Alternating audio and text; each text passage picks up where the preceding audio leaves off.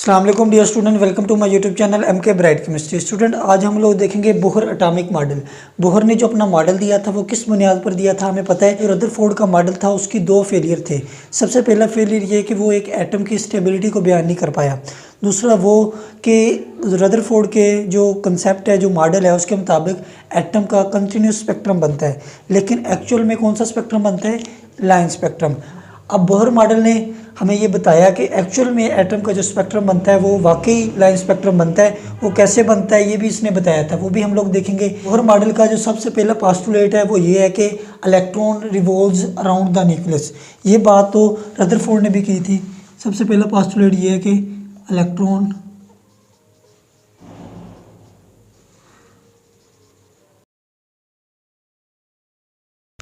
अब सबसे पहला जो पोस्टुलेट है बोहर मॉडल का वो ये है कि हमारे पास electron revolve around the nucleus, यानी कि जो इलेक्ट्रॉन है, एक एटम है, अगर एटम का स्ट्रक्चर हम लोग ड्रा करें, बोहर ने कहा है कि जो एक एटम होता है, ठीक है, एक एटम के अंदर इलेक्ट्रॉन जो होते हैं वो न्यूक्लियस के इर्द गिर्द रिवॉल्व करते हैं। ठीक है, ये मैंने अगर न्यूक्लियस बनाया, ठीक है, तो इसके इर्द गिर्द इलेक्ट्रॉन रिवॉल्व करते हैं। सबसे पहला पोस्टुलेट ये है बोहर मॉडल का। ये बात तो यानी कि रदरफोर्ड ने भी की थी, ठीक है, दोनों की सिमिलर बात है।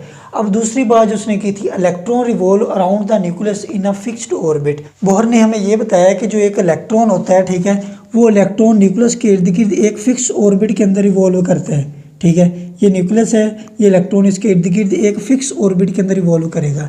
ये नहीं होगा कि न्यूक्लियस के इर्द गिर्द जिस मर्जी जगह पर देखें आप, न्यूक्लियस के इर्द गिर्द आपको इलेक्ट्रॉन मिलेगा।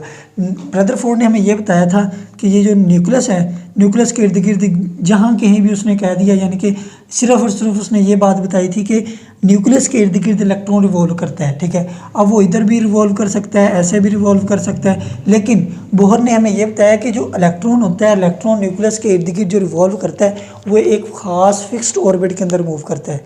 एक ख़ास फिक्स्ड ऑर्बिट के अंदर रहकर न्यूक्लियस के इर्द गिर्द रिवॉल्व करता है। अब ये जो ऑर्बिट्स हैं, ठीक है, ये ऑर्बिट्स है के, एक ऑर्बिट होता है के, दूसरा होता है एल ऑर्बिट, हमें पता है कि एल, तीसरा एल होता है, शेल होता है, हमें पता है कि एम होता है। ठीक है, इसी तरह चौथा जो शेल है हमें पता है वो एन शेल होता है। अब इन्हीं शेल्स के अंदर ही इलेक्ट्रॉन पाएगा।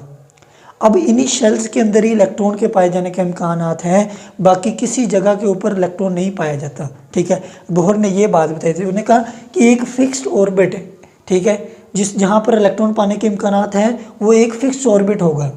ये नहीं होगा कि न्यूक्लियस के इर्द गिर्द जहाँ कहीं मर्जी। अब इसकी मिसाल जिस तरह हम लोग पता है कि हम क्लासरूम के अंदर बैठते हैं तो बेंच लगे होते हैं एक तरतीब के साथ, हम लोग उन बेंच के ऊपर ही बैठेंगे। ये नहीं कि बेंच के दरमियान जो जगह होती है वहाँ पर बैठ जाएं। हमने जब बैठना होता है वो बेंच के ऊपर ही बैठना होता है। इधर भी यही है। उसने कहा है कि न्यूक्लियस के इर्द गिर्द एक ख़ास तरतीब के साथ ऑर्बिट पाए जाते हैं जिनका फासला भी एक मखसूस फासला होता है इस न्यूक्लियस से। ठीक है, इन ऑर्बिट्स का। अब इन ऑर्बिट्स के अंदर इलेक्ट्रॉन पाया जा सकता है, इन ऑर्बिट्स के अलावा इलेक्ट्रॉन कहीं भी नहीं पाया जा सकता। ये बात थी जो दूसरा पोस्टुलेट था बोहर एटॉमिक मॉडल का। लेकिन जो हमारे पास रदरफोर्ड था उसने ये नहीं बताया था कोई एक ख़ास ऑर्बिट के अंदर इलेक्ट्रॉन रिमूव करता है। उसने जस्ट ये कहा था कि न्यूक्लियस के इर्द गिर्द इलेक्ट्रॉन पाया जाता है। ठीक है, अब वो इधर भी यानी कि ऑर्बिट बनाया जा सकता है, इधर भी बनाया जा सकता है ऑर्बिट, ये भी बनाया जा सकता है, लेकिन इधर ये है कि मखसूस ऑर्बिट होते हैं जिनका फासला न्यूक्लियस से मखसूस होता है। यानी कि अगर के शेल है तो इसका फासला इतना होगा, अगर एम शेल है तो उसका भी मखसूस फासला होगा न्यूक्लियस से। ठीक है, ये था उसका दूसरा पोस्टुलेट। अब तीसरा पोस्टुलेट उसका बोहर का मॉडल का ये था कि जो एक इलेक्ट्रॉन है, ठीक है, इलेक्ट्रॉन सिर्फ उन्हीं ऑर्बिट्स के अंदर पाया जाएगा जहाँ पर उसका जो एंगुलर मोमेंटम होगा वो इंटीग्रल मल्टीपल होगा h/2 के। अब ये उसने क्या कह दिया, h होता है h कहते हैं प्लांक्स कांस्टेंट को, 2 यानी कि ये दोनों पूरी की पूरी वैल्यू कांस्टेंट है। उसने ये कहा कि इलेक्ट्रॉन अगर इधर पाया जाएगा ना, ये शेल है, ठीक है, ये वाला शेल है, इधर इलेक्ट्रॉन अगर पाया जाएगा, इधर हम अगर इसका एंगुलर मोमेंटम चेक करें जिसे हम लोग कहते हैं mvr, अगर तो यहाँ पर इलेक्ट्रॉन का एंगुलर मोमेंटम इंटीग्रल मल्टीपल है h/2 के, तो यहाँ पर इलेक्ट्रॉन मौजूद होगा। अगर नहीं है एंगुलर मोमेंटम उसका इस वैल्यू के बराबर, तो यहाँ पर इलेक्ट्रॉन पाया नहीं जा सकता। अब उन्होंने क्या किया, एक्सपेरिमेंट के ज़रिए देखा कि एक इलेक्ट्रॉन है, इलेक्ट्रॉन का जो एंगुलर मोमेंटम है वो इंटीग्रल मल्टीपल है h/2 के। यहाँ पर एन क्या रिप्रेजेंट कर रहा है, एन रिप्रेजेंट कर रहा है क्वांटम नंबर को, यानी कि नंबर ऑफ शेल्स को, के एल एम एन। अगर एन की वैल्यू 1 है तो हमें पता है कि के शेल है, अगर एन की वैल्यू 2 है तो हमें पता है एल है, ठीक है। एन की वैल्यू अगर 3, वो शेल रिप्रेजेंट कर रहे हैं एम को, एन की वैल्यू अगर 4 है तो वो रिप्रेजेंट कर रहे हैं एन शेल को, ठीक है। फर्ज कर लें यहाँ पर n की वैल्यू 1 है, ठीक है। 1 अगर पुट करें, इधर प्लांक्स कांस्टेंट h की वैल्यू पुट करें, 2 और पाई की वैल्यूज़ पुट करने पर अगर हम लोग को जो वैल्यू आती है, ठीक है, वो इसका एंगुलर मोमेंटम है एक इलेक्ट्रॉन का फर्स्ट ऑर्बिट के अंदर। अब दूसरा ऑर्बिट के अंदर देख लें, यहाँ पर वैल्यू पुट कर दें 2, ठीक है। इनकी वैल्यूज़ भी पुट करें, h की 2 पाई की, दोनों की जब आप वैल्यू पुट करेंगे, जो भी वैल्यू आती है वो एक इलेक्ट्रॉन का दूसरे ऑर्बिट के अंदर एंगुलर मोमेंटम है उसका, ठीक है। अब फर्ज कर लें कि इलेक्ट्रॉन पाया जाता है तीसरे शेल के अंदर, ठीक है। यहाँ पर हम लोगों ने इसका एंगुलर मोमेंटम चेक करना है। एक्सपेरिमेंटली जो कैलकुलेट किया गया वो क्या है, इधर उन्होंने 3 की वैल्यू 3 लिखा है, ठीक है, क्योंकि हमें पता है कि एल एम के अंदर एन की वैल्यू 3 है। एन 3 पुट करने के बाद एच की वैल्यू पुट की है, 2 पाई के साथ डिवाइड करके जो वैल्यू आ गई है वो इधर रख लें, ठीक है। मतलब फर्ज कर लें कोई भी एक वैल्यू आ गई है। अब इधर जब इलेक्ट्रॉन था पाया जा रहा था, हमने इसका एंगुलर मोमेंटम चेक किया है, वो एंगुलर मोमेंटम आ रहा है जो जितनी, यानी कि इधर वैल्यू है तीसरे शेल के अंदर एंगुलर मोमेंटम की, एक्सपेरिमेंटली जो हमने कैलकुलेट किया। अब अगर दोनों वैल्यूज़ अगर सेम है तो हम लोग कह सकते हैं कि इलेक्ट्रॉन एम शेल के अंदर पाया जाता है। अगर अब फर्ज कर लेते हैं कि एम इलेक्ट्रॉन पाया जाता है इधर, ठीक है, इधर इसके एंगुलर मोमेंटम की वैल्यू वो भी एक मखसूस वैल्यू आ गई है, ठीक है। अब जो एक्सपेरिमेंटली वैल्यू है वो और है, ठीक है। अब हम लोग ये कह ही नहीं सकते कि इलेक्ट्रॉन पाया जाता है एन शेल के अंदर, ठीक है। इलेक्ट्रॉन उन्हीं शेल के अंदर पाया जाएगा जहाँ पर उसके एंगुलर मोमेंटम की जो वैल्यू है वो इंटीग्रल मल्टीपल होगी h/2 पाई के, ठीक है। बाकी किसी भी जगह पर इलेक्ट्रॉन पाया नहीं जा सकता, ठीक है। अब यहाँ से एक और, हमें रदरफोर्ड ने तो यही कहा था कि इलेक्ट्रॉन न्यूक्लियस के इर्द गिर्द पाया जाएगा, लेकिन बोहर ने कहा सिर्फ उन्हीं ऑर्बिट्स में पाया जाएगा जहाँ पर उसका एंगुलर जो मोमेंटम है वो इंटीग्रल मल्टीपल होना चाहिए h/2 पाई के। एन की वैल्यू पुट कर लें 1 2 3 4 है, ठीक है। अब अगर आप लोग कह रहे हो कि एन शेल के अंदर इलेक्ट्रॉन पाया जाता है, वहाँ पर उसके एंगुलर मोमेंटम की वैल्यू देख लें जो एक्सपेरिमेंटली हमने निकाली है, ठीक है, वो ये है, ठीक है, 4 इधर पुट करें 4। अब इनकी वैल्यू पुट करके जो एक्सपेरिमेंटली वैल्यू निकाली गई है वो एक वैल्यू दी गई है, लेकिन इधर जब चेक की गई कि इलेक्ट्रॉन की कितनी वैल्यू है एंगुलर मोमेंटम की, अगर तो वो इस वैल्यू के जो एक्सपेरिमेंटली निकाली है बराबर है तो हम लोग कह सकते हैं कि इलेक्ट्रॉन पाया जा रहा है एन शेल के अंदर।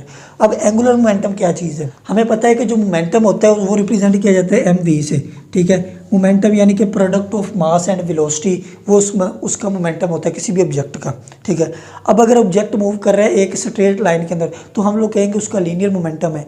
अब अगर एक ऑब्जेक्ट है वो एक सर्कल के अंदर मूव कर रहा है तो उस वक्त उसका जो मोमेंटम होगा वो कहलाएगा mvr, उसे एंगुलर मोमेंटम कहते हैं। इसको एल के ज़रिए भी रिप्रेजेंट किया जाता है, ठीक है।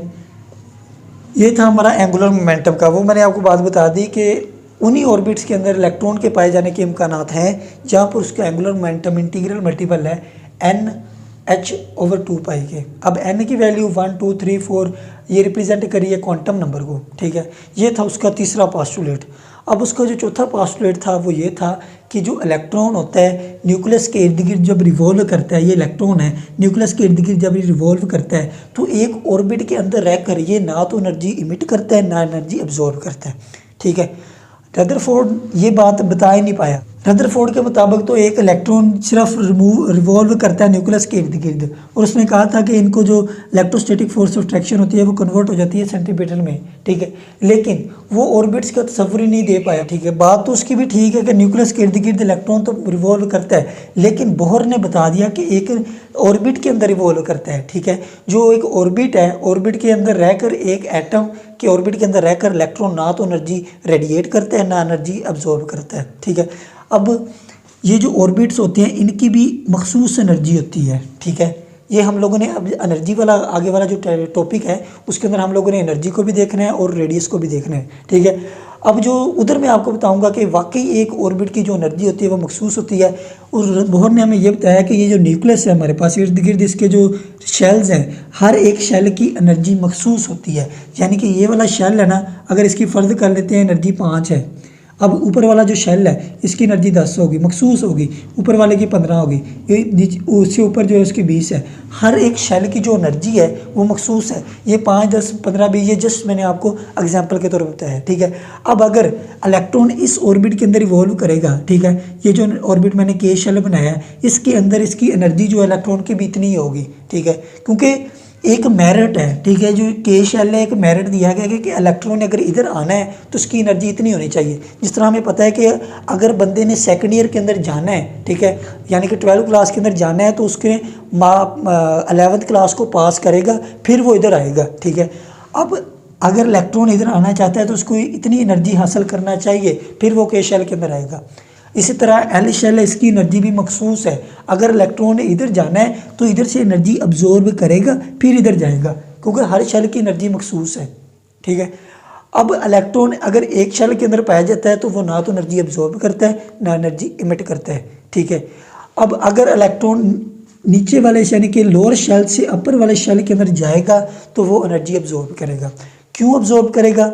ऊपर वाला जो शेल होता है उनकी एनर्जी ज़्यादा होती है।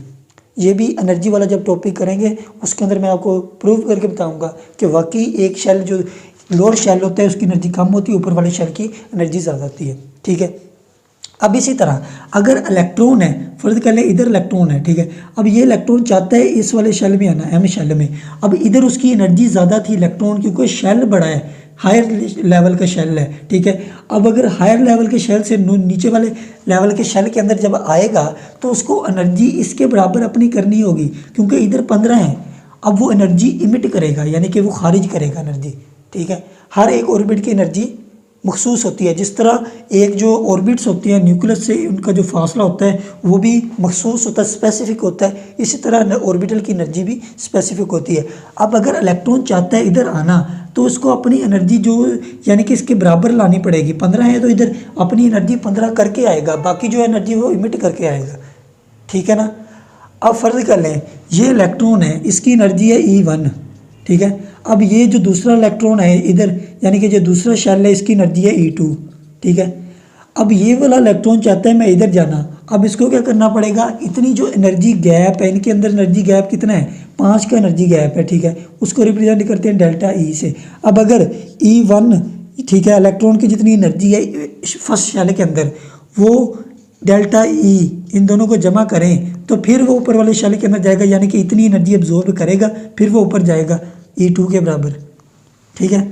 अब इसी तरह हम लोग डेल्टा ई को निकाल सकते हैं कि चेंज इन एनर्जी जो यानी कि एक ऑर्बिट के और दूसरे ऑर्बिट के दरमियान की जो एनर्जी है यानी कि जो फ़र्क है वो बराबर होता है। अगर E2 में से हम लोग E1 निकाल दें यानी कि इस एनर्जी से इस एनर्जी को निकाल दें तो ये डेल्टा ई हम लोग को मिल जाए। तो ये तो था यानी कि उसका 5वां पास्टुलेट, ठीक है। अब सबको मैं एक बार रिपीट कर देता हूँ। सबसे पहला पास्टुलेट ये है कि इलेक्ट्रॉन रिवॉल्व करता है अराउंड अ न्यूक्लियस, ठीक है। दूसरा पास्टुलेट ये है कि इलेक्ट्रॉन जो है एक एटम के अंदर वो रिवॉल्व करता है अराउंड अ न्यूक्लियस ही करता है, लेकिन एक मखसूस ऑर्बिट के अंदर रिवॉल्व करता है, क्योंकि जो ऑर्बिट्स का फासला होता है न्यूक्लियस से वो स्पेसिफिक होता है। अब के जो शेल है इसका इधर से फासला जो है वो एक लिमिटेड होगा, एक स्पेसिफिक होगा, यानी कि इसका रेडियस स्पेसिफिक होगा। अगर इधर चले जाएँ इसका फासला स्पेसिफिक होगा। तो इलेक्ट्रॉन जो है इन ऑर्बिट्स के अंदर जो पाया जाता है वो एक फिक्स्ड ऑर्बिट के अंदर ही जाएगा। ये नहीं होगा कि इलेक्ट्रॉन इधर आ जाए, ठीक है, इधर भी पाया जाए और इधर यानी कि शेल्स के दरमियान जो फासला है इधर नहीं इलेक्ट्रॉन पाया जाएगा। इलेक्ट्रॉन के पाए जाने के इम्कान सिर्फ और सिर्फ ऑर्बिट्स के होंगे और वो ऑर्बिट्स हर न्यूक्लियस से मखसूस फासले के ऊपर पाए जाते हैं, ठीक है। दूसरा पॉइंट ये था। तीसरा पॉइंट ये है कि अगर एक इलेक्ट्रॉन है वो ऑर्बिट्स के अंदर पाया जा रहा है, ऑर्बिट्स के अंदर जो इसका एंगुलर मोमेंटम होगा वो इंटीग्रल मल्टीपल होगा h/2π के, ठीक है। अब h/2π एक मखसूस कॉन्स्टेंट वैल्यू है जो एक्सपेरिमेंटली निकाली गई है, ठीक है। यानी कि ये सारी की सारी वैल्यूज़ इधर 1 पुट करें वो वैल्यू निकाली गई है जितनी आती है, 2 पुट करें वो वैल्यू भी निकाली हुई है। एक्सपेरिमेंट के ज़रिए ये चारों को चारों वालों यानी कि सब के सब वैल्यूज़ यानी कि एक्सपेरिमेंट के ज़रिए इनकी वैल्यू निकाली गई है। के शेल के अंदर एंगुलर मोमेंटम कितना होगा इलेक्ट्रॉन का, एल के अंदर कितना होगा, एम के अंदर कितना होगा, एन के अंदर, सब के सब जो एंगुलर मोमेंटम है एक इलेक्ट्रॉन के वो एक्सपेरिमेंटली निकाले गए हैं। अब अगर इलेक्ट्रॉन किसी भी जगह पर पाया जा रहा है उसका एंगुलर मोमेंटम चेक कर लें तो अगर वो इन चारों वैल्यू में से किसी भी जगह पर यानी कि किसी भी वैल्यू उसकी जो एंगुलर मोमेंटम की है मैच करती है तो हम लोग कह सकते हैं कि इलेक्ट्रॉन इस वक्त के शेल के अंदर है, एल के अंदर है या एम के अंदर है और इलेक्ट्रॉन पाया जाएगा, ठीक है, न्यूक्लियस के इर्द गिर्द ऑर्बिट के अंदर। लेकिन अगर उसकी जो एंगुलर मोमेंटम की वैल्यू आती है वो यानी कि इन एक्सपेरिमेंटल वैल्यू से हटकर आ रही है तो इलेक्ट्रॉन पाया ही नहीं जा रहा होगा ऑर्बिट के अंदर। क्यों? हमें पता है कि इलेक्ट्रॉन सिर्फ उन ऑर्बिट के अंदर पाया जाएगा जहां पर उसके एंगुलर मोमेंटम की जो वैल्यू है इंटीग्रल मल्टीपल होगी h/2 पाई के। ठीक है। चौथा पोस्टुलेट ये था कि एक जो इलेक्ट्रॉन है ऑर्बिट के अंदर जब रिवॉल्व करता है वो ना तो एनर्जी इमिट करता है ना एनर्जी अब्जॉर्ब करता है। ठीक है। वो एनर्जी इमिट और अब्जॉर्ब सिर्फ उस वक्त करेगा जब वो एक शेल से दूसरे शेल के अंदर जाएगा। ठीक है। अब अगर इलेक्ट्रॉन चाहता है कि के शेल से एल शेल के अंदर जाना चाहता है, के शेल की एनर्जी कम है, एल की ज़्यादा है, अब इतनी एनर्जी उसको अटेन करना पड़ेगी जितनी एल शेल की एनर्जी है, फिर वो इधर से उधर जाएगा, यानी कि ये एनर्जी अब्जॉर्ब करके ऊपर जाएगा। अब अगर इलेक्ट्रॉन चाहता है कि हायर शेल से लोअर शेल के अंदर आना चाहता है तो वो अपनी एनर्जी को इमिट करेगा, क्योंकि लोअर शेल की एनर्जी कम होती है, वो लोअर शेल की एनर्जी के मुताबिक अपनी एनर्जी करेगा, फिर वो इधर आएगा। ये तो थे यानी कि बोहर मॉडल के पोस्टुलेट। इन पोस्टुलेट के बाद हम लोगों ने देखना है कि एक ऑर्बिट है, ठीक है, जो यानी कि न्यूक्लियस के इर्द गिर्द पाया जा रहा है, उसका रेडियस कितना है। हमने पढ़ा है कि हर एक जो ऑर्बिट होता है उसका मखसूस फासला होता है न्यूक्लियस से। ठीक है। वो देखते हैं वो कैसे होता है। ठीक है। इसके बाद हम लोग देखेंगे एनर्जीज़ को। ठीक है। काइनेटिक एनर्जी जो होती है, जो मैंने आपको बताया कि इन ऑर्बिटल की जो एनर्जी होती है वो यानी कि मखसूस एनर्जी होती है और वो इंक्रीज़ करती है। अगर हम लोग लोअर लेवल से हायर लेवल के शेल के अंदर जाएं तो एनर्जी इंक्रीज़ करती है। अब इनकी एनर्जी भी निकालेंगे और इनका जो रेडियस है, ठीक है, वो भी निकालेंगे। उम्मीद करता हूँ कि आपको आज के लेक्चर की समझ आई होगी। अगर इस टॉपिक के रिलेटेड कोई क्वेश्चन है तो आप कमेंट सेक्शन में पूछ सकते हैं। अब हम अपने नेक्स्ट लेक्चर के अंदर मिलेंगे, तब तक के लिए अल्लाह हाफिज़।